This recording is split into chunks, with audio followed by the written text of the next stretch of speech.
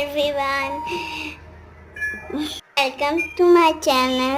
আজকে আমি গুরু পূর্ণিমার দিন একটা ডান্স করেছি।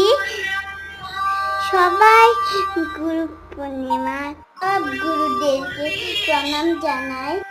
Happy Guru Purnima to every. আমার ডান্স সকলে প্লিজ লাইক অ্যান্ড সাবস্ক্রাইব করুন। Thank you. আজকে এই ব্লগটা আমার মেয়ে বানিয়েছে। ও নিজে ডান্স